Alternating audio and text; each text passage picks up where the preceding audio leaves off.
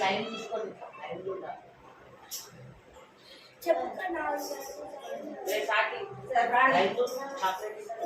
ప్రార్థన చేస్తున్నాను మీరిద్దరు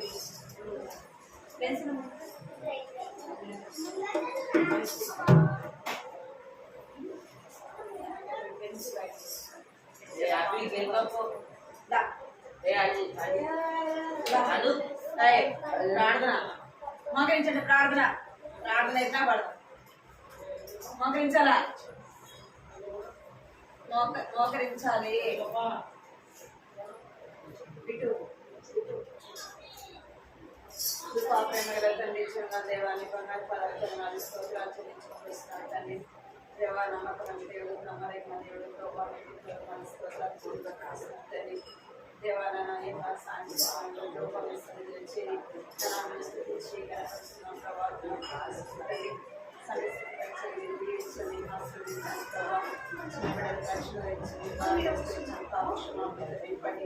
దేవా రావాల్సిన చిన్న బిడ్డలు నడిపించండి ప్రభావం ఐదు లేటైన ప్రభావం రైతులు క్షమించండి కనిపించండి ఎవరైతే ఆడుకోవడానికి ఎంతో ఇస్తున్నారో అక్కడ కూడా ప్రభావం సరైన సమయానికి మీరు ప్రేమించి మీకు రాగడం సహాయించి పాడే పాటలను స్వరూపాలను సహాయించండి కథ ద్వారా ఇచ్చిన బిడ్డలతో మీరు మాట్లాడుతున్నామని ప్రభావం సరిగ్గా ప్రార్థిస్తుంది ఈ సమయం ఎంతో ఆశీర్వాదకరంగా దీవెనకరంగా చదివి పదనాలు చెల్లించుకుంటూ యేసుక్రీస్తునామములో సూచించి ప్రార్థించి అడిగి పెట్టుకుంటున్నాను తండ్రి ఆమేన్.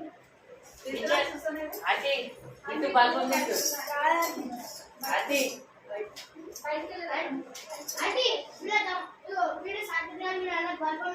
బల్పం తింటు బల్పం తింటున్నా వాళ్ళు వేసుకుంటు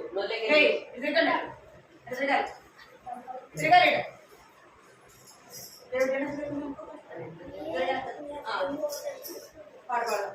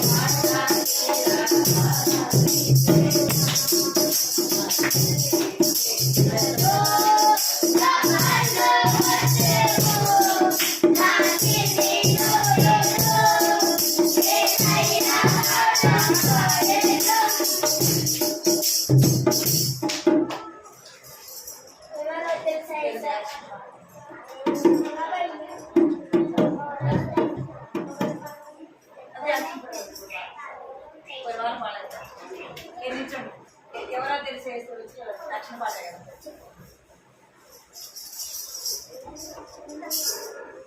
యాక్టివ్ చేసి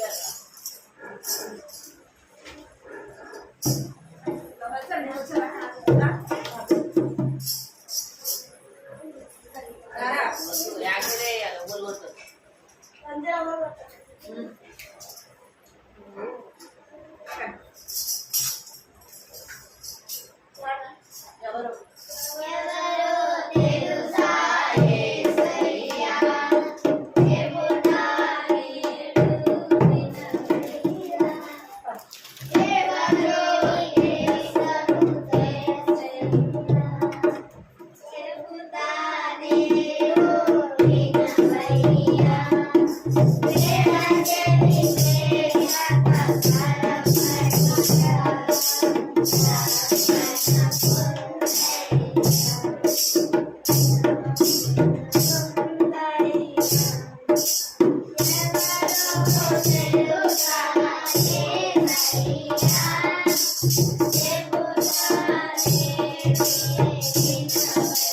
Yeah.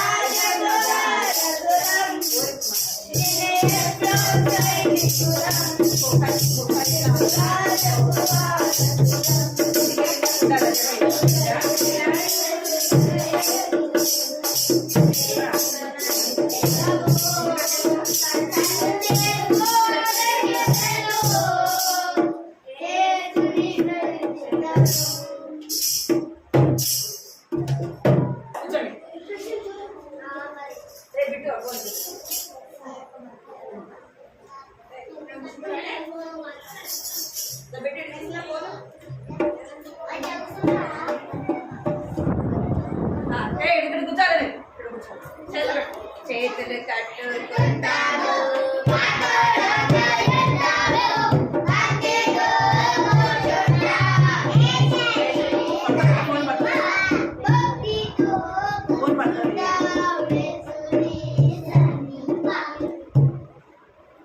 కూర్చోరా సరే కూర్చోరా సైలెంట్ కూర్చోండి. మన పోయిన వారం ఏం కథ చెప్పినా గుర్తుందా మీకు? ఇక్కడ చెప్పిన కథ గుర్తుందా? ఇక్కడ చూడండి.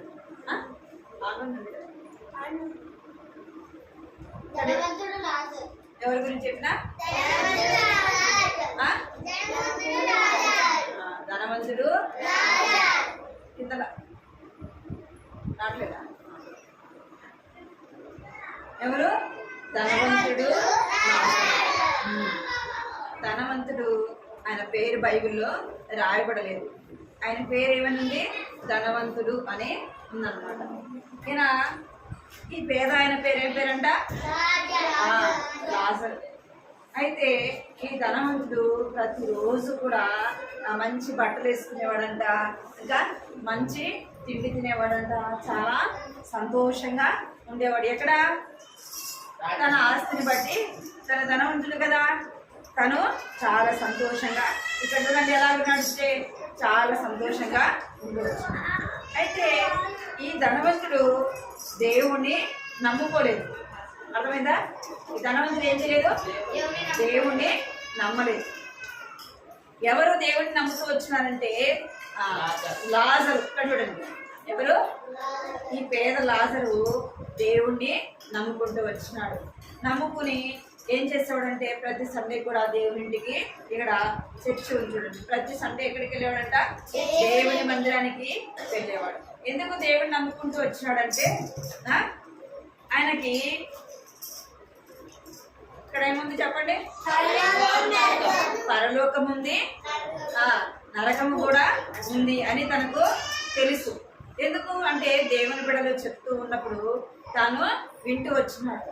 అందుకే ఆయన తన హృదయాన్ని ఎవరికి ఇచ్చినాడు? దేవునికి ఇచ్చినాడు. అందుకే బైబిల్లో యోహాను సువార్తలో 1:12 రాయబడింది. ఏమని రాయబడిందంటే, తనను ఎందరు అంగీకరించారో వారందరూ కూడా దేవుని యొక్క కుమారులు అనబడుదురు. ఎవరు అనబడతారంట? దేవుని యొక్క కుమారులుగా. మీరు ఇక్కడ చూడాలి, ఎవరుగా పిలువబడతారంట అంటే దేవుని యొక్క కుమారులుగా, కుమార్తెలుగా పిలువబడతారు. ఈయనకి తెలుసు అనమాట. ఎవరికి? ఈ యొక్క లాజరుకి తెలుసు నరకం ఉంది, పరలోకం ఉంది అని ఆయనకి తెలుసు. ఎట్లా తెలుసు అంటే దేవుని బిడ్డలు చెప్తా ఉంటే తాను వింటూ వచ్చినాడు.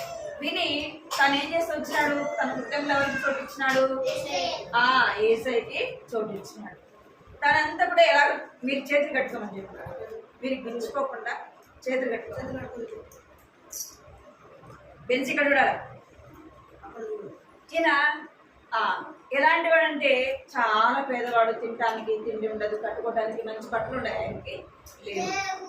ఆయనకి ఇంకేముందంటే ఒళ్ళంతా కూడా భయంకరమైన గాయాలు, అవి చీము రక్తము కారుతా ఉండేదన్నమాట. అవి ఏం చేస్తాయంటే కుక్కలు చూడండి, ఇక్కడ చూడండి, కుక్కలు ఏం చేస్తాయంట నాకుగా ఎంతో బాగా వేదన తను అనుభవిస్తూ ఉన్నాడు. తనకి తినడానికి తిండి ఉండేది కాదు. ఈయన ప్రతిరోజు ఎక్కడికి వెళ్ళేవాడంటే ఇక దేవుని మందిరానికి వెళ్ళేవాడు. కానీ ఈయన ఎక్కడ కూర్చునేవాడంటే ఈ యొక్క ధనవంతుని యొక్క వాకిటి దగ్గర ఉండేవాడు. ఎందుకు? ఆయనకి ఆహారం లేదు కదా. ఈ ధనవంతుని ఇంటి దగ్గర సమృద్ధిగా ఉంటుంది కదా. తిని వాళ్ళకి వద్దనుకోండి తను ఏం చేస్తారు, ఆకులలో బయటపడేస్తారు. అక్కడికి ఏం చేస్తారు, కుక్కలు తింటాయి కదా, తింటాయి కదా. అక్కడికి వెళ్ళి ఏం తినేవాడు అంటే ఈ లాజరు చూడండి, ధనవంతుని వాకిటి దగ్గర కూర్చొని ఉంటా ఉన్నాడు. పడేస్తే అవి తీసుకొని తినేవాడు. అలాగా తన జీవితాన్ని ఏం చేస్తూ వచ్చినాడు, గడుపుతూ వచ్చినాడు. ఈ ధనవంతుడైతే ప్రతిరోజు విందు ఫోన్ పడేస్తావు చూసుకో, ప్రతిరోజు విందు చేసుకునేవాడు. ఆయన చాలా సంతోషంగా ఉండవచ్చు. ఒకరోజు వచ్చినప్పుడు ఏమైందంటే లాజరు చనిపోయినాడు. ఎవరు చనిపోయినారు? ఈ యొక్క లాజరు. ఇక్కడ చూడండి, ఈ ధనవంతుడు ఎలా ఉన్నాడంట, చాలా మంది విందు స్నేహితులు కదా. ధనం ఉంటే అందరు ఉంటారు కదా, ధనం ఉంటే స్నేహితులు ఉంటారు, ఇంకా బంధువులు ఉంటారు, అందరూ ఉంటారు. ధనం లేకపోతే ఉంటారా? మన దగ్గర డబ్బు లేకపోతే స్నేహితులు ఉంటారా? మన బంధువులు ఉంటారా? ఉండరు కదా. ఇక్కడ అందుకే ఈ యొక్క ధనవంతుల దగ్గర చాలా మంది స్నేహితులు, ఇంకా వాళ్ళ బంధువులు, ఇంకా ఊర్లో వాళ్ళు అందరూ కూడా తనతో ప్రతిరోజు కూడా విందు చేసేవాళ్ళు. చాలా సంతోషంగా గడిపారు. లాజరు అయితే ఎంతో బాధ, ఆకలి బాధ, ఒక పక్క గాయాలు కదా, ఆయనకి ఆరోగ్యం కూడా సరిగా లేదు. ఎంతో బాధను అనుభవిస్తూ వచ్చినాడు. అయినా కూడా తన హృదయంలో ఎవరికి చోటిచ్చినాడు? దేవునికి చోటిచ్చినాడు. బట్టి దేవుడిని బట్టి ఏం చేస్తూ వచ్చినాడంట, లాజరు సంతోషిస్తూ వచ్చినాడు. ఒకరోజు ఎక్కడైనా 2 నిమిషాలు, ఒకరోజు లాజరు ఏమైపోయినాడంటే అనారోగ్యాన్ని బట్టి చనిపోయినాడు. ఏమైపోయినాడు? అనారోగ్యాన్ని బట్టి ఏమైపోయినాడు? ఇక ధనవంతుడు లాజరు చనిపోయినాడు. చనిపోగానే ఎవరైనా వస్తారా చనిపోయిన కాడికి? పేదోళ్ళు, అనాథలు, దిక్కులేని వారు చనిపోతే ఎవరైనా వస్తారా? ఎవరైనా వస్తారా చెప్పండి, చూడడానికి వస్తారా? ఎవరు రాలే. ఈ లాజరు చనిపోయినట్టు ఎవరు కూడా తను చూడటానికి కూడా రాలేదు. ఎవరు వచ్చినారంట తను చనిపోయినాక తీసుకెళ్ళడానికి? దేవదూతలు వచ్చినాయి. ఎవరు వచ్చారంట? ఇక్కడ చూడండి, ఇక్కడ ఎవరు వచ్చినారంటే ఇక లాజరు చనిపోగానే దేవదూతలు వచ్చి తన ఆత్మని దేవుని దగ్గరికి తీసుకొని పోతుంది. ఏమైపోయినంట? లాజరు చనిపోగానే ఎవరికి తీసుకెళ్ళారు? దేవదూతలు వచ్చి తీసుకెళ్ళినారు. చనిపోయిన బాడీని ఎవరు అనాథలు ఎవరు తీసుకెళ్తారు? ఎవరో తీసుకెళ్ళి దాన్ని కూర్చోబెట్టేసారు. కొన్ని రోజులకి ఎవరు చనిపోతూ వచ్చినారు? లాజరు చనిపోయాడు. తర్వాత నెక్స్ట్ ధనవంతుడు కూడా చనిపోయినాడు. లాజరు అయితే చనిపోయి ఎక్కడికి వెళ్ళినాడు? పరలోకానికి వెళ్ళినాడు. ఈ ధనవంతుడు చనిపోగానే ఎవరు వచ్చినారంట? ఇక్కడ కనపడుతున్నాయి మీకు, సాతాను యొక్క దూతలు వచ్చి ఎవరిని తీసుకెళ్ళిపోయినాయి? ధనవంతుడిని ఎక్కడ తీసుకెళ్ళాయంట? ఎక్కడికి? నరకంలోకి ధనవంతుడిని తీసుకెళ్ళాడు. అయితే ఈ ధనవంతుడు భూమి మీద ఉన్నప్పుడు ఎట్లా సుఖపడినాడు? చాలా సంతోషంగా, ఆకలి బాధ తెలియకుండా కదా, మంచి బట్టలు వేసుకున్నాడు, మంచిగా తిన్నాడు, తాగినాడు, ఇష్టం వచ్చినట్టుగా జీవించాడు, ఇష్టం వచ్చినట్టుగా బ్రతికినాడు. అంటే దేవుని భయం లేకుండా తను జీవిస్తూ వచ్చినాడు. అర్థమైందా? దేవుని భయం లేకుండా తను ఉంటూ వచ్చినాడు. అందుకే ప్రసంగి గ్రంథంలో 11:9 ఏమని రాయబడిందంటే, యవనుడా నీ యవనమును బట్టి సంతోషించుము, తిను తాగు, నీ యొక్క కోరిక చొప్పున నీ ఇష్టం వచ్చినట్టుగా నీవు జీవించు. అయితే ఇక్కడ మీరు అయితే అంటే ఏం చేయాలి? అక్కడ మనము ఆలోచించాలి. నువ్వు తిను తాగు సంతోషించు, అయితే వీటన్నిటిని బట్టి నువ్వెక్కడికి వస్తావు? తీర్పులోకి వస్తావు. అర్థమైందా? ఈ ధనవంతుడు ఇప్పుడు ఎక్కడికి వచ్చినాడు? తిన్నాడు, తాగినాడు, సుఖించినాడు. అయితే వీటన్నింటిని బట్టి తనకి ఏమొచ్చింది? తీర్పు వచ్చింది. అయితే తీర్పు ఎక్కడికి వెళ్ళినాడు అంటే నరకంలో వేయబడుతూ వచ్చినాడు. మనం కూడా ఈ యొక్క పేదవాడు లాజరు అయితే ఈ భూలోకంలో ఎక్కడైనా మీరు డేవిడ్ ఈ యొక్క లాజరు అయితే తనకు తినడానికి తిండి లేదు, బట్టలు లేవు, ఏమి లేవు. అయితే చనిపోయి ఎక్కడికి వెళ్ళాడంట? ఎక్కడికి వెళ్ళినాడు? లాజరు పరలోకానికి వెళ్ళినాడు. ఈ భూలోకంలో తను సంతోషంగా ఉన్నాడా, దుఃఖపడినాడా? ఎంతో దుఃఖం కదా. తినడానికి తిండి లేదు, ఆరోగ్యము లేదు కదా, కట్టుకోవడానికి బట్టలు లేవు, ఎంతో బాగా వేదన అనిపిస్తూ వచ్చినాడు తను. అయితే ఇప్పుడు ఎవరి దగ్గర ఉన్నాడంట? దేవుని దగ్గర ఉన్నాడు. తన లోకంలో దేవుని కొరకు బ్రతికినాడు కాబట్టి చనిపోగానే ఎక్కడికి వెళ్ళాడంట? దేవుని దగ్గరికి వెళ్తొచ్చు. తను ఏం తప్పించుకున్నాడు? నిత్య నరకాన్ని నుండి తాను తప్పించబడుతూ వచ్చినాడు. అర్థమైందా? ఈ లోకంలో యొక్క ఆ శిక్ష నుండి, తీర్పు నుండి తాను ఏం చేయబడుతూ వచ్చినాడు? నరకంలో నుండి ఎక్కడికి వెళ్ళాడంట? జీవములోనికి దాటుతూ వచ్చినాడు, జీవములోనికి వెళ్తూ వచ్చినాడు. ధనవంతుడైతే ఈ లోకంలో ఎంతో సుఖాన్ని, సంతోషాన్ని అనుభవించి చనిపోయి ఎక్కడికి వెళ్ళాడంట? నిత్య నరకానికి వెళుతూ వచ్చినాడు. మీరు కూడా ఏం చేయాలా? ఏం చేయాలా? పరలోకం ఉంది, నరకం ఉంది అని మీకు తెలుసా తెలీదా? మరి తెలిసినప్పుడు ఏం చేయాలా? మనం దేన్ని తప్పించుకోవాలా? నిత్య నరకం నుండి తప్పించుకోవాలి. నిత్య నరకం నుండి తప్పించుకోవాలంటే ఏం చేయాలి? మన హృదయంలో దేవునికి చోటు ఇవ్వాలా. లేదంటే మనం కూడా ఏమైపోతాం? ధనవంతుడిలాగా ఎక్కడికి వెళ్తాం? మనము నరకంలోకి వెళ్తాం. మరి నరకంలో నుండికి వెళ్లకుండా ఉండాలంటే ఎవరి దగ్గరికి రావాలా? యేసు ప్రభు దగ్గరికి రావాలా. ఆయన శిలువ దగ్గరికి మీరు చేతులు కట్టుకోమని చెప్తున్నాం మీకు. మనం నరకం నుండి తప్పించుకోవాలంటే ఎక్కడికి రావాలా? యేసు ప్రభు యొక్క శిలువ దగ్గరికి రావాలా. ధనవంతుడు ఆ సమస్తమును సంపాదించుకున్నాడు, కానీ ఏం పోగొట్టుకున్నాడంట? తన ప్రాణాన్ని పోగొట్టుకున్నాడు. ఒకడు ఆ లోకం అంతా కూడా సంపాదించుకొని తన ప్రాణమును పోగొట్టుకుంటే ఏమి ప్రయోజనం? మనం అన్ని సంపాదించుకొని మన ఆత్మ నరకానికి వెళ్ళిపోతే ఏం ప్రయోజనము? మనం ఈ లోకంలో ఎన్ని సంపాదించుకుని తీసుకెళ్తామా? ఏమి కూడా తీసుకొని పోలేదు.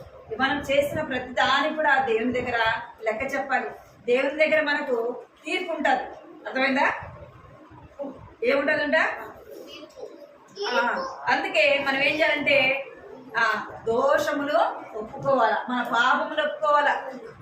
అర్థమైందా? మన పాపములు దేవుని దగ్గర ఒప్పుకోవాలా. ఎలాగా? ఎందుకు మన పాపను మనం ఒప్పుకోవాలంటే ఆజ్ఞ అతిక్రమమే పాపము. ఆజ్ఞ అతిక్రమమే. ఆజ్ఞ అతిక్రమించిన వారు ఎవరు? ఎవరు? ఆదాము, అవ్వ ఆజ్ఞ అతిక్రమించినారు. ఆజ్ఞ అతిక్రమించడం ద్వారా ఏమొచ్చిందట? మరణము. ఆ మరణం ఇప్పటి వరకు మనం ఏడుతుంది కదా, అనే కదా. మనకి ఎందుకు మరణం వచ్చిందంటే ఆనాడు ఆదాము అవ్వలు దేవుని మాట వినలేదు, అందుకే మరణము వచ్చింది. దేవుడు ఏం చేస్తున్నాడంటే నిన్ను నన్ను దేవుడు లోకాన్ని ఎంతో ప్రేమించను. దేవుడు నిన్ను నన్ను ప్రేమిస్తున్నాడు కదా. ఏం చేస్తున్నాడంటే దేవుడు నిన్ను నన్ను ప్రేమిస్తున్నాడు. ఎందుకు?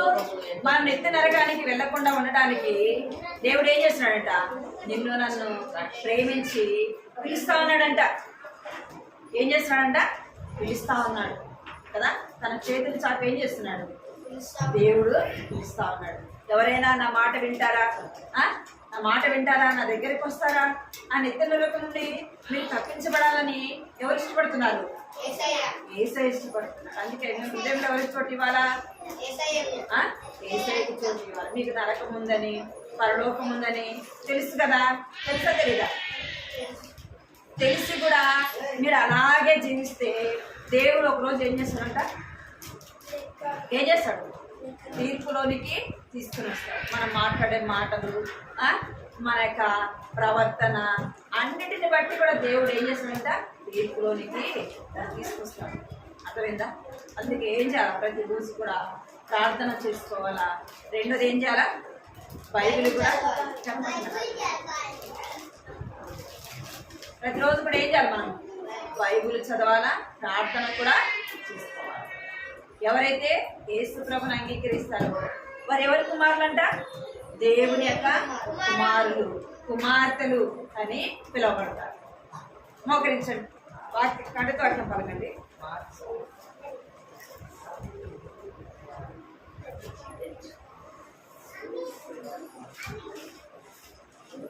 కంటితో అట్లా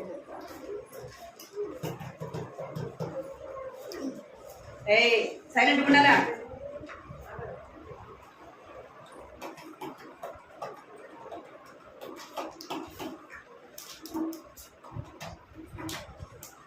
బెన్సీ పలకండి. యవనుడా, నీ యవనమందు సంతోషించుము, నీ యవన కాలమందు సరిపుచ్చు సరిపుచ్చు.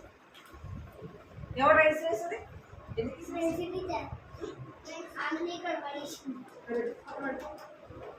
పలకాలి. యవనుడా, నీ యవనమందు సంతోషపడుము, నీ యవన కాలమందు నీ హృదయము సంతృష్టిగా ఉండనిమ్ము. నీ కోరిక చొప్పున నీ దృష్టి యొక్క ఇష్టము చొప్పున ప్రవర్తించుము. అయితే వీటన్నిటిని బట్టి దేవుడు నిన్ను తీర్పులోనికి తెచ్చునని జ్ఞాపకము ఉంచుకొనుము. ఏం చేయాలంట? ప్రసంగి 11వ అధ్యాయము 9వ వచనము. మనం చేసే ప్రతి దానికి దేవుడు ఏం చేస్తాడంట? ఏం చేస్తాడంట? ఒకరోజు వదిలిపెడతాడు మనల్ని. మనం ఇష్టం వచ్చినట్టుగా మాట్లాడి, ఇష్టం వచ్చినట్టుగా ప్రవర్తించి, ఇష్టం వచ్చినట్టుగా చేస్తే దేవుడు వదిలిపెడతాడా? ఎలాగైతే ధనవంతుడు తన ధనము తనను కాపాడిందా? కాపాడలేదు. ఎక్కడికి వెళ్ళాడు?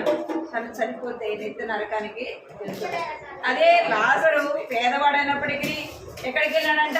చనిపోయి దేవదూతల చేత ఎక్కడికి కొనుక్కోబడినాడు? దేవుని దగ్గరికి కొనుక్కోబడ్డాడు. మోకరించండి. ప్రార్థన.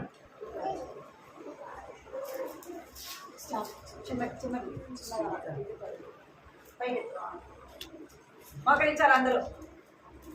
హరిత ముందు మోకరించి, మోకరించండి. తల మూసుకోవాలి. ఇట్లా పైకి మోకరించాలి. అందరూ చేతులు జోడించాలి. ప్రార్థన చేసుకోవాలా. ప్రభా, నేను కూడా లాజరు వలె నా పాపం నీ సన్నిధిలో ఒప్పుకుంటూ నన్ను క్షమించు ప్రభా, నీ రక్తంతో కడుగు ప్రభా, నన్ను స్తుతించే ప్రభా, నన్ను నీ బిడ్డగా చేసుకోండి అని అడగాలి దేవుని దగ్గర. మన ధనవంతుడు లాగున్నామనుకో, మనం చేసే ప్రతి పనిని బట్టి దేవుడు ఏం చేస్తాడంట? ఒక దినం మన లెక్క అడుగుతాడు. ఒక దినం ఏం చేస్తాడంటే మనకి తీర్పు తీరుస్తాడు. అర్థమైందా? తీర్పు తీరుస్తాడు. తీర్పు అంటే తెలుసు కదా, శిక్ష వేస్తాడు. ఏం వేస్తాడంట? శిక్ష. ఎలాంటి శిక్ష అంటే నిత్య నరకములోకి వేస్తాడు మనల్ని. తీర్పు తీర్చి ఏం చేస్తాడు? నిత్య నరకంలో. ఒక్కసారి మనం నిత్య నరకంలోకి వేస్తే అక్కడ నుంచి మనం ఎవరు కూడా బయటకి తీసుకుని రాలేదు. మొక్క నుంచి ప్రార్థన చేసుకోవాలి. కళ్ళు మూసుకోవాలి. ప్రభా, నా హృదయంలోకి రండి ప్రభా అని యేసయ్యని అడగాలి. కళ్ళు మూసుకోండి అందరూ. కళ్ళు మూసుకోవాలి. అయ్యో కళ్ళు మూసుకో. ప్రార్థన కళ్ళు మూసుకొని ప్రార్థన చేసుకో. కృపా ప్రేమ గల తండ్రి, చిన్న దేవాలయ బంగారు పదాల పదనాలు స్తోత్రాలు చెల్లించుకుంటూ వస్తున్నాను తండ్రి. దేవ జ్ఞాపకం చేసుకుని ప్రభా ఇంతవరకు కూడా నేను తోడుగా వచ్చినందుకు ఎన్ని పదనాలు స్తోత్రాలు చెల్లించుకుంటూ వస్తున్నాను తండ్రి. పాటలు సహాయపడుతూ వచ్చారు ప్రభా, నీకు పదనాలు చెల్లించుకుంటూ ప్రతి వారు కూడా మీరు మాట్లాడుతూ వచ్చినందుకు ప్రభా నీకు పదనాలు చెల్లిస్తున్నాను తండ్రి. దేవాతన లాజరు వెళ్ళి జ్ఞాపకం చేస్తూ వచ్చినాడు ప్రభా. లాజరు చనిపోయి ప్రభా పరలోకానికి కొనుక్కోబడుతూ వచ్చినాడు. దేవదూతల చేత నా కొనుక్కోబడుతూ వచ్చినాడు ప్రభా. ధనవంతుడు చనిపోయి నిత్య నరకానికి వెళ్తూ వచ్చినాడు ప్రభా. నా తండ్రి దేవాదన ప్రభా మేము ధనవంతుల వల్ల కాకుండా ప్రభా నా తండ్రి పేద లాజరు వల్ల ప్రభా పరలోక రాజ్యానికి ప్రభా నా తండ్రి మమ్మల్ని వారసులుగా చేయమని ప్రార్థిస్తున్నాం తండ్రి. మేము చేసే ప్రతి దాన్ని బట్టి కూడా ఒక దినమున తీర్పు ఉంది ప్రభా. నాటి భయం కలిగి ప్రభా నా తండ్రి ప్రవర్తించడానికి నా సహాయించండి. ప్రసంగి ప్రభా 11 వచ్చిన రాయబడినట్టుగా ప్రభా దేవుడు ఒక నా తీర్పు తీర్చుతాడని దేవాన్ని జ్ఞాపకం ఉంచుకోమని సెలవిస్తున్నాడు ప్రభా. తండ్రి దేవాన్ని మాటలు చెప్పబడినట్టుగా హృదయాల కార్యం జరిగించండి. గ్రహించగలిగిన బిడ్డలు ప్రభా నీ మాటలు గ్రహించేవారుగా చేయమని ప్రార్థిస్తున్నాను తండ్రి. కనికరించండి, బిడ్డల చదువుకు సహాయించండి. ఎగ్జామ్స్ ప్రభావ మీరు కనికరించండి. మంచి ఆరోగ్యత కూడా నింపండి. ఈ దినం అనేక మంది చిన్న బిడ్డలు రాలేకపోతే వచ్చినారు ప్రభా. వారిని కూడా జ్ఞాపకం చేసుకోండి. మరి యొక్క సమయం వారి తరుణం వారి దయచేస్తున్నామని ప్రభావ విన్న మాటలు వారి హృదయాల్లో భద్రపరచుకోవడానికి కృప చూపించడమని ఎంతో వందనాలు చెల్లించుకుంటూ యేసుక్రీస్తు పరిశుద్ధమైన ఘనమైన నామములో తల్లి కుటుంబాన్ని ప్రభావ మీరు ఆశీర్వదించి దీవించిన రామదాసులను ప్రభావ అతను తన ఇద్దరు కుమారులు ప్రభావ కుటుంబాలు మీరు దీవించమని అన్న వాళ్ళ అమ్మ కూడా మంచి ఆరోగ్యతని వందనాలు చెల్లించుకుంటూ యేసుక్రీస్తు నామములో స్తుతించి ప్రార్థించి అడిగి పెట్టుకుంటున్నాను తండ్రి. ఆమేన్.